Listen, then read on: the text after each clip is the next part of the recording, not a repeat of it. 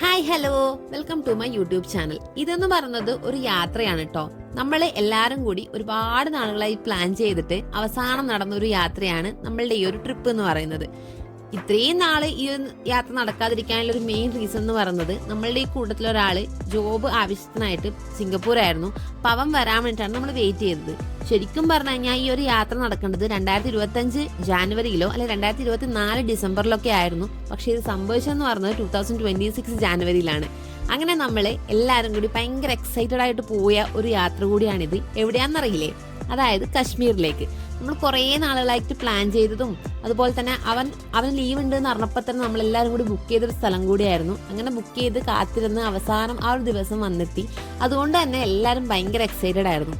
Evening ആയപ്പോഴത്തേനും നമ്മൾ ബാംഗ്ലൂർ എയർപോർട്ടിലേക്ക് പോയിട്ടുണ്ടായിരുന്നു. പിന്നെ ലോഞ്ചിൽ കയറി ഫുഡൊക്കെ കഴിച്ചു. ഇവരെല്ലാവരും നാട്ടിൽ നിന്ന് ഏർലി മോർണിംഗ് തന്നെ എത്തിയിട്ടുണ്ടായിരുന്നു. അന്നത്തെ ദിവസമൊക്കെ നമ്മൾ വീട്ടിൽ നിന്ന് റൂമിൽ നിന്നൊക്കെ സ്പെൻഡ് ചെയ്തിട്ട് വൈകുന്നേരമായിരുന്നു നമ്മൾ എയർപോർട്ടിലേക്ക് പോയത്. അങ്ങനെ അവിടെ എത്തിയതിന് ശേഷം നമ്മൾ ഫുഡൊക്കെ കഴിച്ച് എല്ലാവരും ഭയങ്കര എക്സൈറ്റഡ് ആയിട്ട് ഇരിക്കുമായിരുന്നു. കാരണം നമ്മൾ ഒരുപാട് നാളത്തെ യാത്ര ആഗ്രഹിക്കുന്ന ഒരു യാത്ര ആയതുകൊണ്ട് തന്നെ എല്ലാവർക്കും ഭയങ്കര എക്സൈറ്റ്മെന്റ് ആയിരുന്നു. പക്ഷെ എനിക്ക് അത്ര എക്സൈറ്റ്മെന്റ് ഒന്നും ആയിരുന്നില്ല. കാരണം എനിക്ക് ഈ ഒരു യാത്ര എന്ന് പറഞ്ഞത് ഒരു തണുപ്പുള്ള സ്ഥലത്തേക്കല്ലേ എന്ന് ആലോചിക്കുമ്പം ഞാനിങ്ങനെ ആലോചിക്കുന്നുണ്ടായിരുന്നു, അയ്യോ ഒരു 5-6 ദിവസം അവിടെ ഇങ്ങനെ തണുത്തിരിക്കണ്ടേ, എങ്ങനെയായിരിക്കും, ഭയങ്കര നമ്മൾ എൻജോയ് ചെയ്യാൻ പറ്റുമോ ആ ഒരു യാത്ര എന്നൊക്കെയുള്ള ഒരു കൺഫ്യൂഷൻ എനിക്ക് എന്തായാലും ഉണ്ടായിരുന്നു.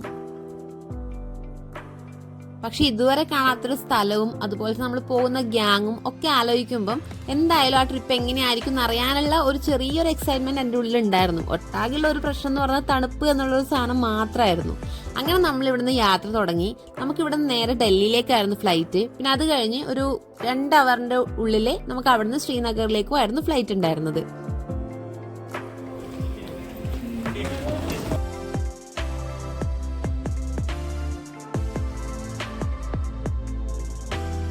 അങ്ങനെ ഒരു 2 മണിക്കൂറിന് ശേഷം നമ്മൾ ഡൽഹിയിലെത്തി. അങ്ങനെ അവിടുന്ന് കുറച്ച് സമയം നമുക്കൊരു ടൈം ഉണ്ട്, ഒരു 2 മണിക്കൂർ പിന്നെയും നമുക്ക് അടുത്ത ഫ്ലൈറ്റിലേക്ക് ടൈം ഉണ്ട്. അപ്പം നമ്മളിങ്ങനെ മെല്ലെ, അത് നമുക്ക് പ്രത്യേകിച്ച് തിരക്കൊന്നുമില്ലല്ലോ, അപ്പം നമ്മൾ കുറേ നേരം സംസാരിക്കാനും നമ്മൾ മൊബൈൽ ചാർജ് ചെയ്യാനൊക്കെ ആയിരുന്നു നമ്മൾ ചെയ്തിട്ടുണ്ടായിരുന്നത്.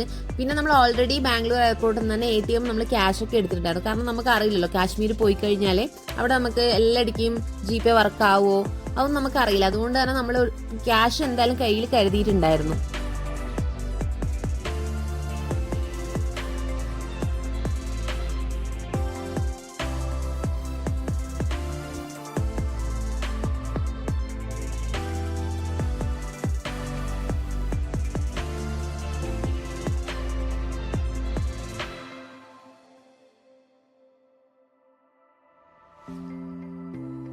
പിന്നെ ഡൽഹി എയർപോർട്ടിൽ നിന്ന് നമ്മൾ നെക്സ്റ്റ് ടെർമിനലിലേക്ക് പോകുമ്പോൾ തന്നെ ഒരുപാട് ഡിസ്റ്റൻസ് എനിക്ക് ഫീൽ ചെയ്തിട്ടുണ്ടായിരുന്നു. നമ്മളെല്ലാവരും പറയുന്നത് അയ്യോ ഇത് ഒരുപാട് ദൂരെയാണല്ലോ നമ്മൾ വന്നിരിക്കുന്നതെന്ന്. കാരണം അവിടെ നമ്മൾ ബസ് കയറിയിട്ട് നമ്മൾ പിന്നെ ഒരു 10-15 മിനിറ്റ്സ് പോയി എന്നാണ് എനിക്ക് തോന്നുന്നത്.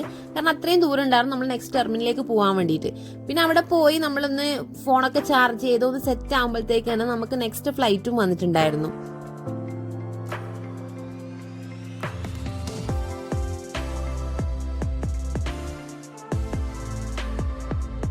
അതിൻ്റെ ഇടയിൽ നമുക്ക് പ്രത്യേകിച്ചൊന്നും ചെയ്യാനില്ല. അത് മാത്രമല്ല ചെറുങ്ങനെ വിശക്കുന്നുമുണ്ട്. അതുകൊണ്ട് തന്നെ നമ്മൾ അവിടെ നിന്ന് ഫുഡ് കഴിച്ചിട്ടുണ്ടായിരുന്നു. എയർപോർട്ടിൻ്റെ അകത്ത് തന്നെ ഫുഡ് കഴിച്ചു. പിന്നെ ഓൾറെഡി ബാംഗ്ലൂർ ലോഞ്ചിൽ നിന്ന് കഴിച്ചതായതുകൊണ്ട് തന്നെ വലിയ വിശപ്പൊന്നും എല്ലാവർക്കും ഉണ്ടായിരുന്നില്ല. പക്ഷെ എന്നാലും ചെറിയ രീതിയിൽ എല്ലാവരും ഫുഡൊക്കെ കഴിച്ചിട്ടുണ്ടായിരുന്നു. പക്ഷെ അവിടെ നിന്ന് നമ്മൾ കഴിച്ച ഫുഡ് എന്ന് പറഞ്ഞാൽ ഭയങ്കര വേർത്താണ്. നമുക്ക് എല്ലാവർക്കും ഭയങ്കര ഇഷ്ടമായിട്ടുണ്ടായിരുന്നു.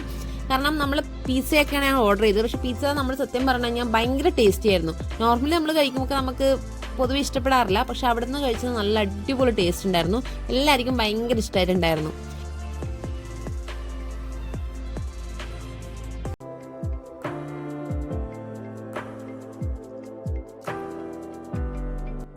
പിന്നെ ഈ ഒരു ട്രിപ്പിന്റെ കാര്യം പറയുകയാണെങ്കിൽ നമ്മൾ തന്നെയായിരുന്നു നമ്മൾ ഇവിടെ തൊട്ട് ശ്രീനഗറും, അതായത് ഫ്ലൈറ്റ് ടിക്കറ്റ് ഫുള്ള് നമ്മൾ തന്നെയായിരുന്നു എടുത്തിട്ടുണ്ടായിരുന്നത്. പിന്നെ അവിടുന്ന് ശ്രീനഗർ ടു ശ്രീനഗർ മാത്രം നമ്മളൊരു പാക്കേജിന് നമ്മൾ ബുക്ക് ചെയ്തിട്ടുണ്ടായിരുന്നു ഓൾറെഡി. മലയാളി പാക്കേജ്, അതായത് കേരളയിലുള്ള ആൾക്കാർ തന്നെയായിരുന്നു അത് ഹാൻഡിലൊക്കെ ചെയ്തിട്ടുണ്ടായിരുന്നത്. അപ്പോൾ അവരെ നമ്മൾ വാട്സപ്പിൽ കോൺടാക്ട് ചെയ്യും. അപ്പോൾ അങ്ങനെയാണ് അവരൊക്കെ പറഞ്ഞത്. അതായത് നമുക്ക് അവിടുന്ന് ക്യാബിൻ്റെ ഡ്രൈവറിൻ്റെ നമ്പറൊക്കെ അവർ ഓൾറെഡി അയച്ചു തരുമൊക്കെ ചെയ്തിട്ടുണ്ടായിരുന്നു തലേ ദിവസം തന്നെ. അപ്പോൾ അതുകൊണ്ട് തന്നെ എല്ലാം സെറ്റായിരുന്നു. നമുക്കങ്ങനെ ഒരു അവിടെ പോയതിന് ശേഷം അയ്യോ എങ്ങനെയായിരിക്കും റൂം നോക്കണം അങ്ങനത്തെ ടെൻഷൻസും കാര്യങ്ങളൊന്നും നമുക്ക് ഉണ്ടായിരുന്നില്ല. പിന്നെ ടിക്കറ്റ് മാത്രമാണ് നമ്മളങ്ങനെ കാര്യമായിട്ട് ചെയ്തിട്ടുണ്ടായിരുന്നത്. പിന്നെ നമ്മൾ ഏർലി മോർണിംഗ് ആകുമ്പോഴത്തേക്കാണ് നമ്മൾ അങ്ങനെ ഫ്ലൈറ്റൊക്കെ കയറി ഏർലി മോർണിംഗ് ആകുമ്പോഴത്തേക്കാണ് നമ്മൾ എത്തി. പിന്നെ പിന്നെ നമ്മൾ ഇരുന്ന സ്ഥലം എന്ന് പറയുന്നത് ഈസ്റ്റ് ആയിരുന്നില്ല, അതുകൊണ്ട് നമുക്ക് സൺറൈസ് കാര്യമായിട്ട് കാണാൻ പറ്റില്ല. പക്ഷെ ആ കശ്മീർ എത്തിയ സമയത്ത്, ശ്രീനഗർ എത്തിയ സമയത്തുള്ള ആ ഒരു മഞ്ഞൊക്കെ കണ്ട സമയത്ത് തന്നെ ഭയങ്കര അടിപൊളിയായിരുന്നു. നമുക്ക് അതൊരു ഭയങ്കര എക്സൈറ്റഡ് ആയിരുന്നു, ഇങ്ങനെ മലമുകളിലൊക്കെ മഞ്ഞ് നിൽക്കാൻ. അപ്പം നിങ്ങൾ അയ്യോ മഞ്ഞ് കുറവാണോ എന്നൊക്കെ പറഞ്ഞുകൊണ്ടായിരുന്നു നമ്മളിങ്ങനെ ഫ്ലൈറ്റ് ഇരുന്നിട്ടുണ്ടായിരുന്നത്. അപ്പോൾ അത് ഭയങ്കര അടിപൊളിയായിരുന്നു. ആ ഒരു സീൻ, ആ ഒരു വിഷ്വൽ എന്ന് പറയുന്നത് അടിപൊളിയായിരുന്നു നമുക്കിങ്ങനെ കാണാൻ വേണ്ടിയിട്ട്.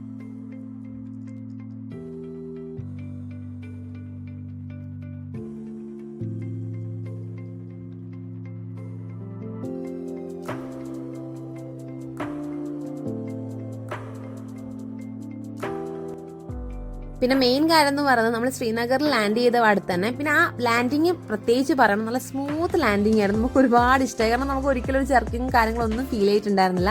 നമ്മൾ പറയായിരുന്നു ഡൽഹിയിൽ ലാൻഡ് ചെയ്തതിനെക്കാട്ടി അടിപൊളിയായിരുന്നു ശ്രീനഗറിൽ ലാൻഡ് ചെയ്തതെന്ന് പറയുന്നത്. പിന്നെ അവിടെ നിന്ന് നമ്മൾ ഓൾറെഡി സിമ്മൊക്കെ എടുത്തു. കാരണം നമുക്ക് അവിടെ നിന്ന് എല്ലാവരെയും വിളിക്കണം, വീട്ടിലൊക്കെ വിളിക്കണമെങ്കിൽ നമ്മൾ ഒരു സിമ്മ് എല്ലാവർക്കും കൂടി എടുത്തിട്ടുണ്ടായിരുന്നു. പിന്നെ അപ്പോഴത്തേക്ക് തന്നെ നമ്മളെ ക്യാബ് ഡ്രൈവർ നമ്മളെ കൂട്ടാൻ വന്നു. അങ്ങനെ നേരെ നമ്മൾ അവരെ കോൺടാക്ട് ചെയ്ത് അതിൻ്റെ ഏറ്റവും കോമഡി എന്ന് പറയുന്നത്, ഞാൻ അവിടെ നമ്മളിങ്ങനെ ക്യാബ് ഡ്രൈവർ നമുക്ക് കിട്ടുന്നുണ്ടായിരുന്നില്ല. കാരണം അവർ എവിടെ നിൽക്കുന്നതിൽ സ്പേസ് ഒന്നും നമുക്ക് അറിയില്ല. അപ്പോൾ നമുക്ക് ആ സമയത്ത് നമ്മളെ സിം ആക്റ്റീവ് ആയിരുന്നില്ല.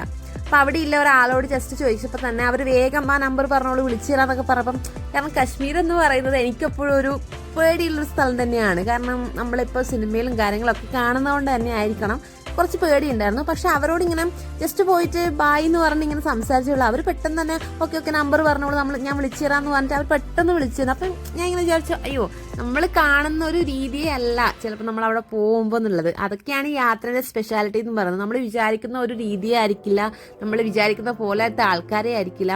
അപ്പം ആ ഒരു പേഴ്സണെ എനിക്ക് ഇപ്പോഴും അയാളുടെ മുഖം എൻ്റെ മനസ്സിലുണ്ട്. കാരണം നമ്മൾ ആദ്യം പോയപാട് തന്നെ അയാൾ ഇങ്ങോട്ട് വന്ന് സംസാരിച്ച് നമുക്ക് അത്രയും ഹെൽപ്ഫുൾ ആയിരുന്നു. അങ്ങനെ നമ്മൾ നേരെ നമ്മളെ അവർ കൊണ്ടിറക്കിയ നമ്മളെ ഹോട്ടലിലേക്കായിരുന്നു. ഹോട്ടൽ എന്ന് വെച്ചാൽ നമ്മൾ ഫുഡ് കഴിക്കുന്ന സ്ഥലത്തേക്ക് നമ്മളങ്ങനെ നേരെ അവിടെ എത്തി. അപ്പം തന്നെ നമുക്കൊരു തണുപ്പൊക്കെ ഫീൽ ചെയ്യുന്നുണ്ടായിരുന്നു.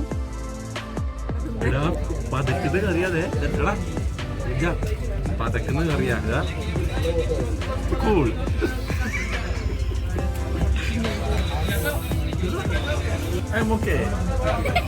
പാദത്തിന് കറിയും സാഹസികമായി കാണിക്കുന്ന തേജസ്സിന് ഓർഡിനറി